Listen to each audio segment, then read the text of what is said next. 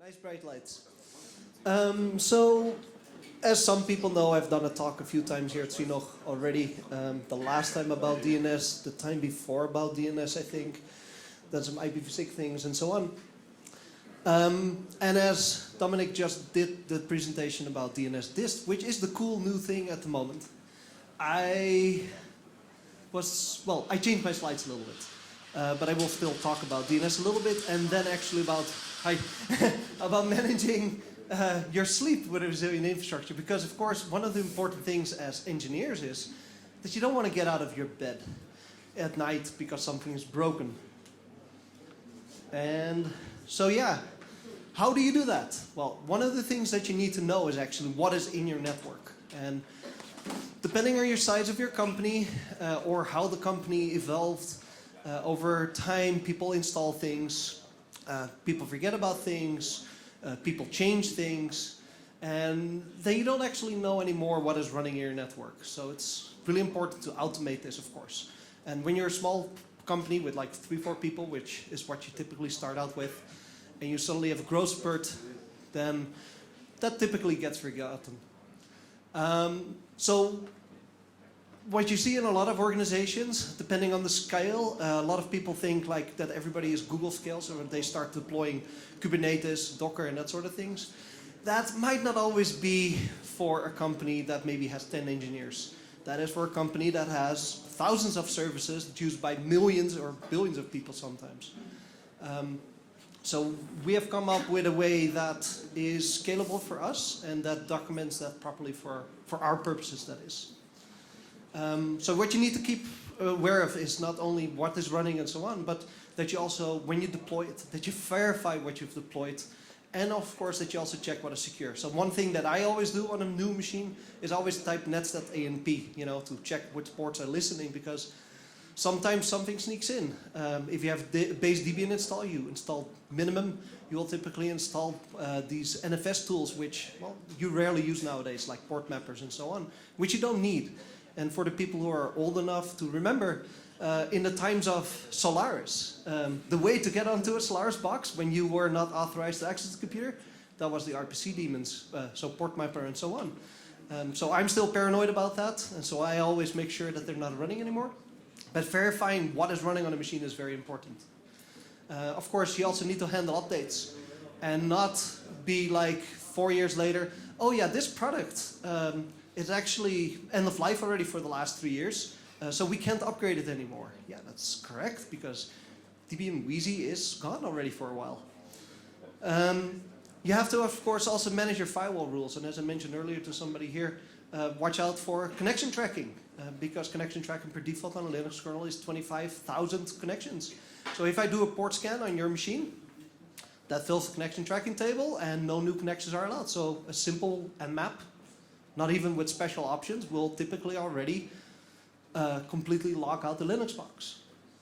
And of course, you should restrict access. So if you're a small team, typically everybody has root. But then suddenly you start growing, you have like 40, 50 people working for you, and everybody still has root. Even the new intern who comes in for 3 months maybe, and he gets root on day 1. Watch out for those things.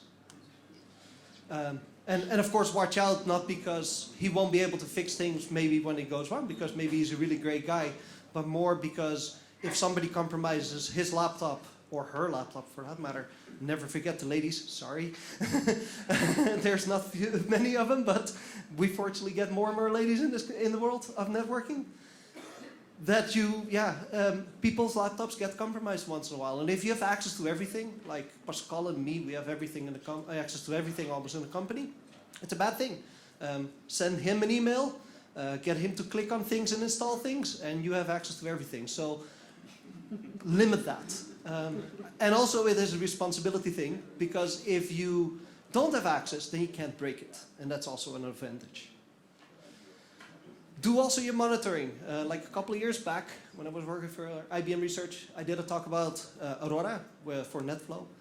We have Paolo here for PMAct, which is currently, I think, one of the coolest open source tools in NetFlow monitoring range, which also, of course, covers IPv6 and as an UP. But you can monitor. But if you don't have a person actually looking at your monitoring, then it doesn't really matter, right? Because they can have all the graphs in the world, and in the end what is happening is that you have 10 people or 10 tools monitoring that same system, and it's actually overloading errors and impeding, for instance. There's more nasty comments in the slide. That is for entertaining you. And of course, you need to have somebody to look at it, file tickets, and then actually somebody to resolve tickets, and not set all tickets too high. Because if all tickets are set too high, which one has priority?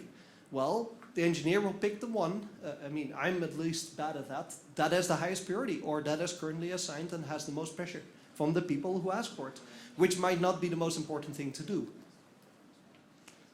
And if you really want to keep sleeping, have multiple data centers, double, have multiple switches in each data center, have multiple routers, have multiple VM hosts on top of that, and have multiple guest types.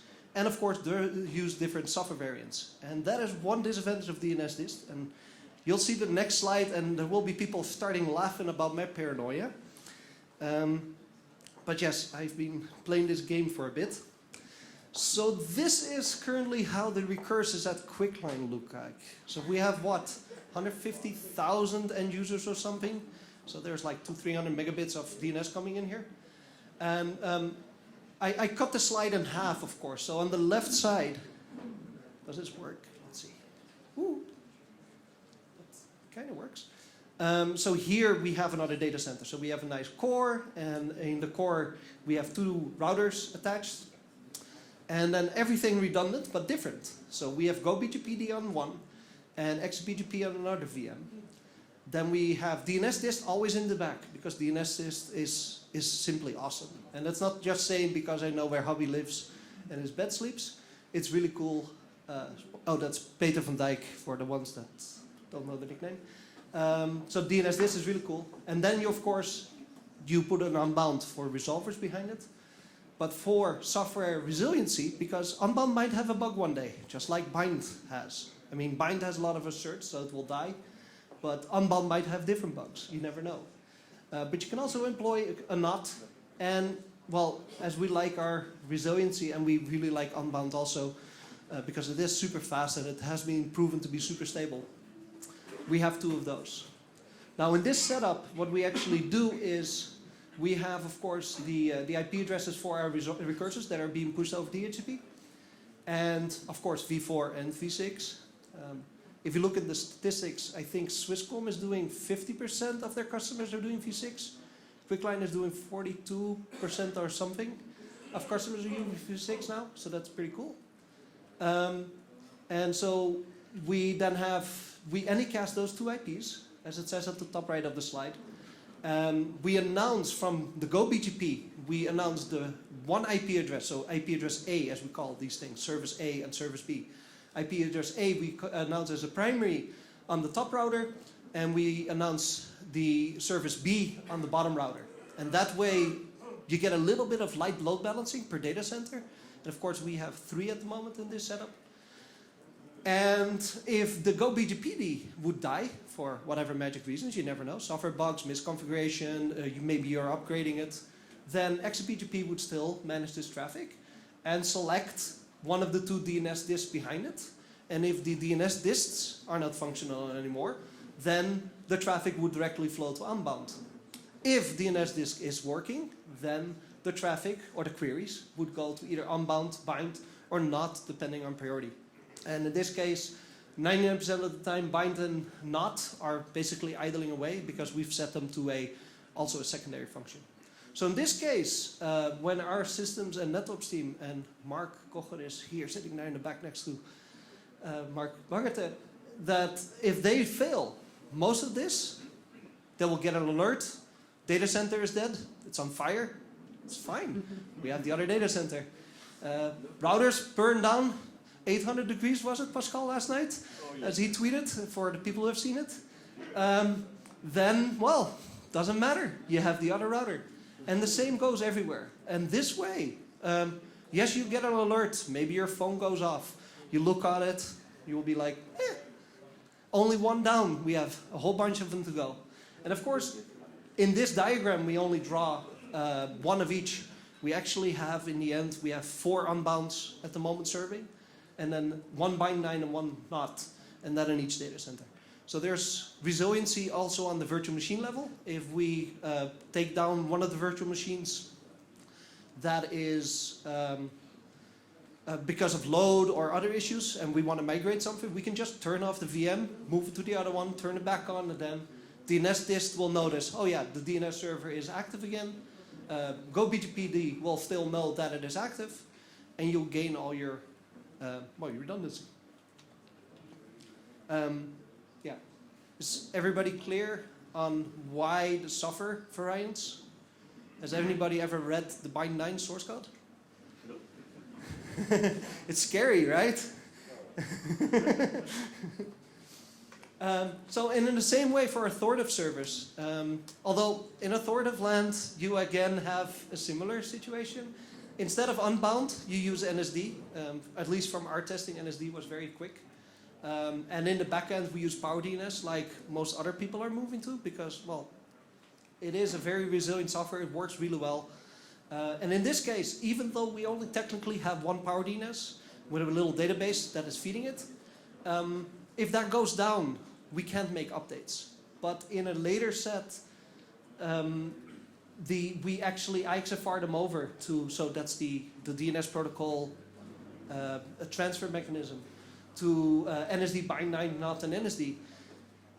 Even if Power DNS in the backend goes dead, the middle layer of the actually authoritative servers, they are still active and they are caching.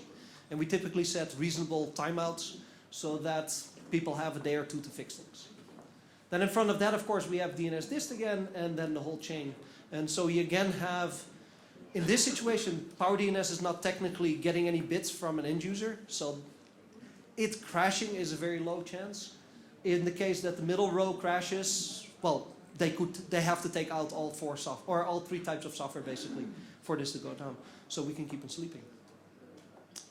Now, as Dominic already did the DNS this talk, I will be presenting something else.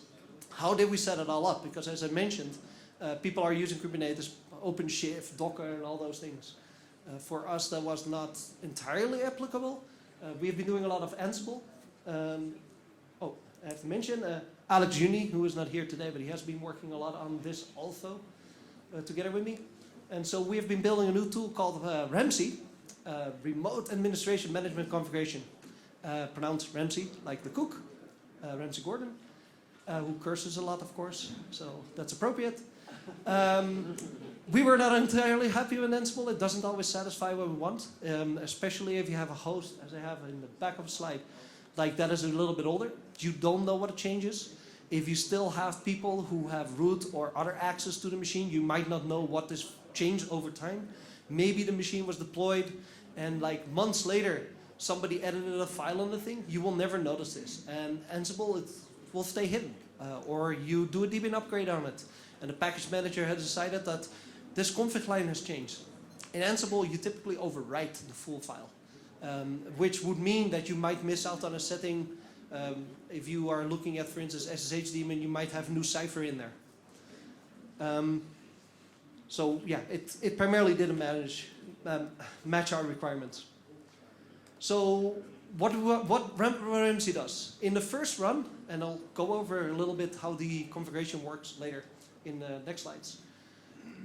In a first run, when you're setting up a new host, it will talk to the VM host, be that a VMware box or a KVM, and it will set up the new VM with the parameters that you set, like the CPU amount, the disk space, the network link, how much it has to be, maybe multiple network links, in which VLANs it has to live, and so on. Then it will do a Debian installation. We typically talk about Debian hosts here, not Windows. This does not cover Windows. And so we typically do Debians, and you do a deb bootstrap, as it's called. So you just install a base image. It then installs the base configuration, so network interface and so on, so that it can actually properly access it. And then when you do a next run, it will actually do a fetch. It will check all the configuration files that you have marked as that you want to track. So let's say an SSH config or an Apache config. And it will check, is that the state it was in the last time? If it wasn't, it will ask the person who is doing this, what is the difference? Do you want me to commit to this?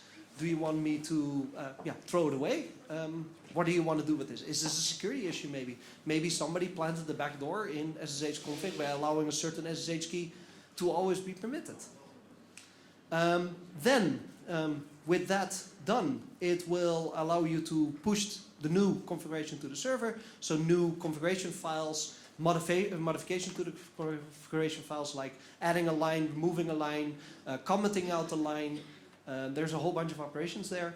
And it will update the packages, of course.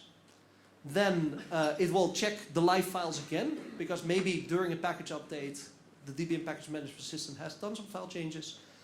It will check in those changes also, so that we currently know that we have a mirror of the configuration on the server. And then it will apply this. And I say apply and commit and so on because of what is on the next slide, which is get all the configs. So everybody knows revision control. Remember RCS, SVN. The hot cool thing nowadays is simply Git, which has been the hot cool thing for the last 10 years, I think. And it works really well also for configs.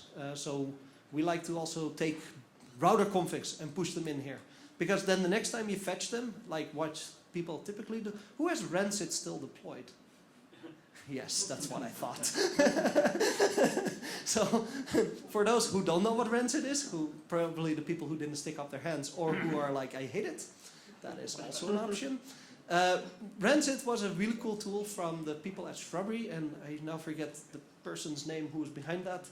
And he was like, so what I'm going to do is I'm going to take a revision control system, so I'm going to store all my configs as text files, and I'm going to pull them every 5 minutes or hour or whatever, so that when a configuration changes, I have a backup of it. And then I can say tomorrow, like, oh, I didn't like that change, it had an effect that I didn't want, I just change it back to the configuration that I had before, because you know what the difference is in your set of configuration details, which can be very useful. Also, if a customer calls, like, since last week at 3 o'clock, I have this and that issue. You look in your configuration, at least you can compare, is it a configuration change that affected this?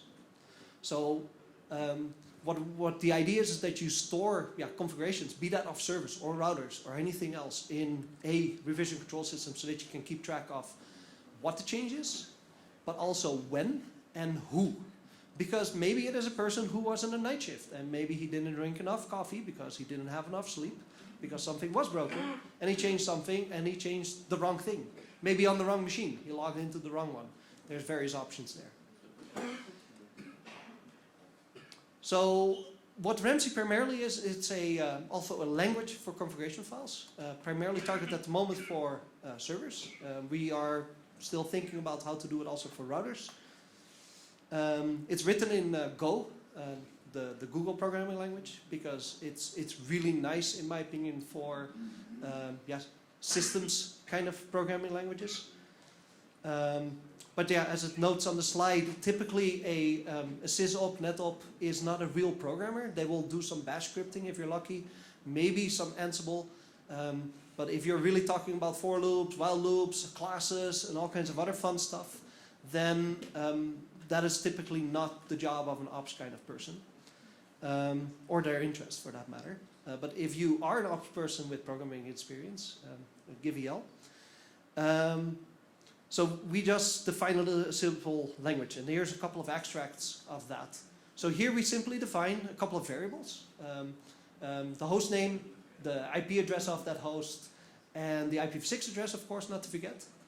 And then we can include all kinds of, well, standard other scripts, which maybe copy a file over, generate a file like the interfaces file, and so on. So like network standard, it generates etc network interfaces, says that ETH0 has those IP addresses. And of course, then you don't take the gateway out of this. That's already a network standard because you already, well, that's a shared variable and so on.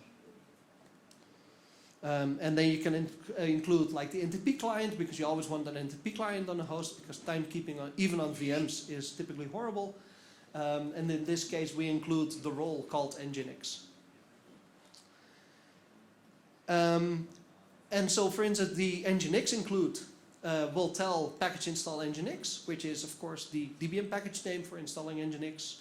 And then we can simply say like, well, copy out of this Git directory, which has all the configuration files, copy the whole file subdirectory to the root.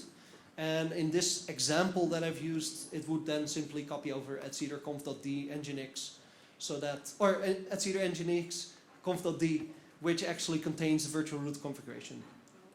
Of course, this is an example, and a real life thing will be a lot longer. And then we can also do cool stuff. All the file commands basically understand Golang templates. So if a file, a config file ends in tmpl, it will actually execute the template. And with that, you can just do almost everything. And especially if you're a little bit of a Golang programmer, you can, literally do everything. And then another important part is for everybody who is using VM environments, what you can simply say is reserve 4 CPU cores.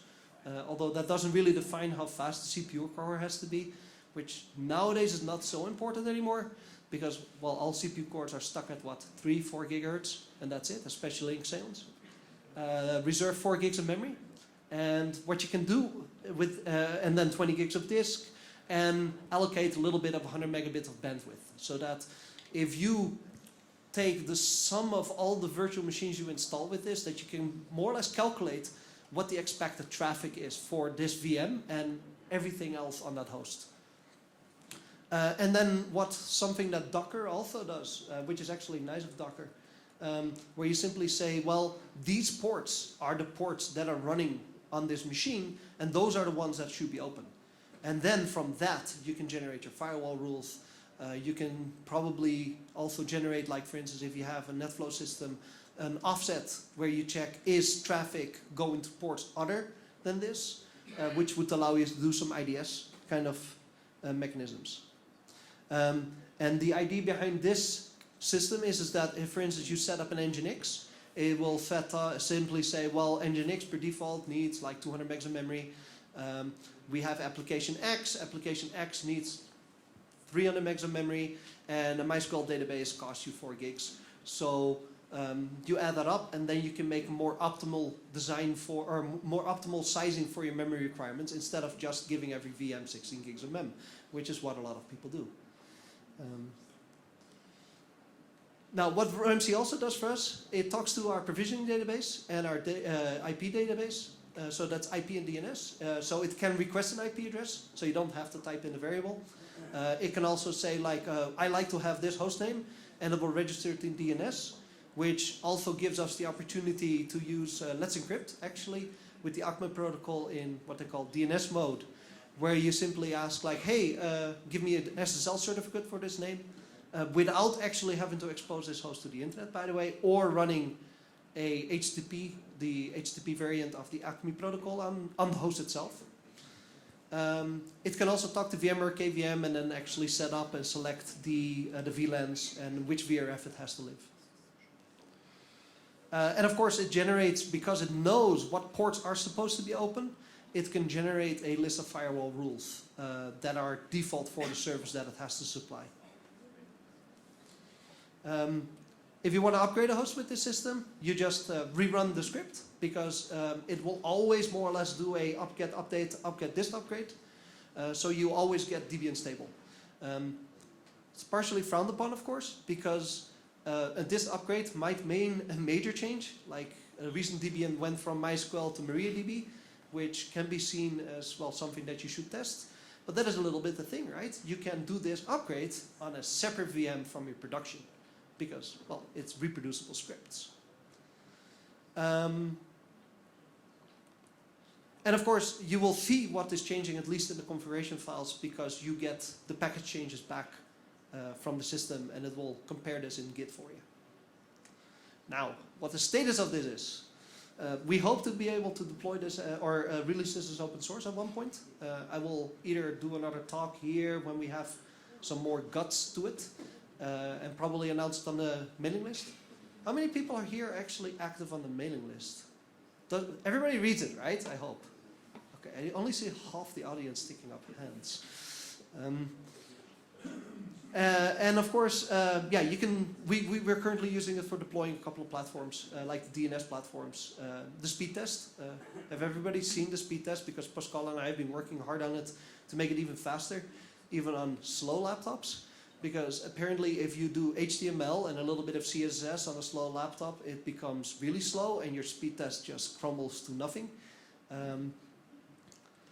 And yeah, we're trying to also go into that we can actually do this and use these techniques for, well, all our routers in the network, which will be quite cool. But as it says, it's currently CLI only, and it's in the development/experimental stages, which is really cool because when you deploy something, you get the diff of what it changed, so you can actually know, did it make a right choice or not? So one topic that I mentioned before is the move to ancient machines. So in a lot of companies grow, and there's this machine in the corner that never gets upgraded, never gets touched because it is very important. And then at one point you don't know what's on it anymore. So what we did in the context of this project is we built a little tool that does a depth sums. Anybody knows what that is? So every package has a list of MD5 sums, and I think nowadays SHA-256 hashes. So basically every file on a Debian machine is known what the contents are. And with this, we also know if that file has been modified, because we can compare it to the package list.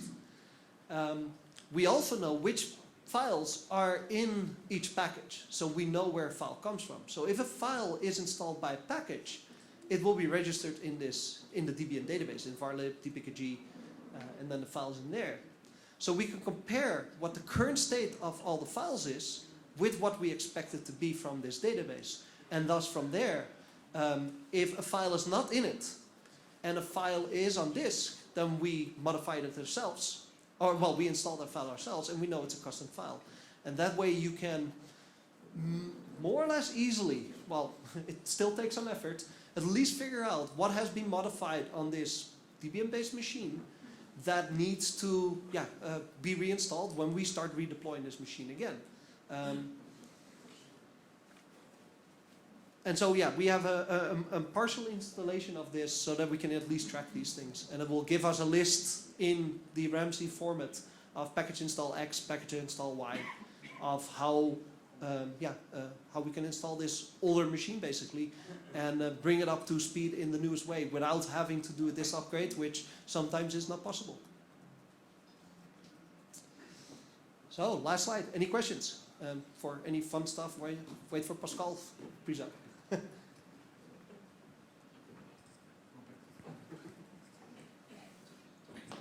Thanks for the presentation, it was very interesting. I was still wondering, you touched the topic of why you didn't choose Ansible. You went through that slide pretty quickly. Why didn't you write an Ansible module for all the cool stuff that you just presented, like the depth sums and the file package list? And I mean, there are, I'd say, at least 50% overlap between what you did and what Ansible does. And Ansible has a module system where you could commit new cool stuff. I'm wondering what was the main reason that kept you from doing so? So I can be blunt about that. It's not invented here syndrome. I'm bad at that. So if I see something that doesn't work exactly according to the requirements that I have, then typically I go towards that. So it took some deliberations and testing and seeing how much effort it would be. But that is the primary driver. But Ansible misses out on a lot of requirements for us. We also see a lot of problems. For instance, there's this Ansible Cisco stuff that you could use to configure your router, right? But you need a special version of Ansible all the time. Then, indeed, modules. Yeah, that's great. But how many modules do you have? You can find them all over the internet. And then you need to have the module also that it gets updated all the time. So in the end, you keep on updating these modules yourself if the original author is not interested in doing it. And if you're then doing the work in a system that is not yours, and that is where the not invented here syndrome comes from, that is more overhead and work. than actually working on something that you built yourself. Now, we have for many of these things actually, because we have a lot of Ansible scripts, we actually have a backdoor. So you can do an exec call, and you can actually call Ansible with a playbook from this system, so that you don't have to rewrite everything on day one. Because of course that will take time also. And also you need to educate people to use a new system. And that is one advantage of standardized systems like, well, Docker, Kubernetes, Ansible, OpenShift. There's a lot of documentation available. Finding people to train people is also a thing. And thus, if you build something yourself, you have the disadvantage. And there's also risks, of course. If you build something yourself, you have to maintain that yourself. And you need to, well, that is also what I tried on, to get people to work together on this project. So that you, well, get a larger headcount. I mean, there are trams in Bern also, so you can, the run under the bus problem and so on. You have to be, as a company especially, you have to also be wary of that. But for us, Ansible, Puppet, and so on, especially, well, the biggest problem I always have with Puppet is that it has an agent, and you can do a Puppet push, the single version, but it really likes to have the agent on the server. And binding for us, the major thing here is binding the differences in is horrible. I would not know where to start in the rather large Ansible codebase to bind in that at every push and every file change, I get a difference of my code basically. Of what is running on the server compared to what I expected to be running. So there's a lot of layers of I wouldn't call it frustration, but yes, it's a lot of reasons there.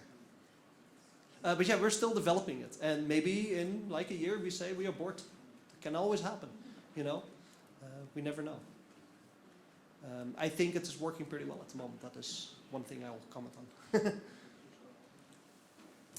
So.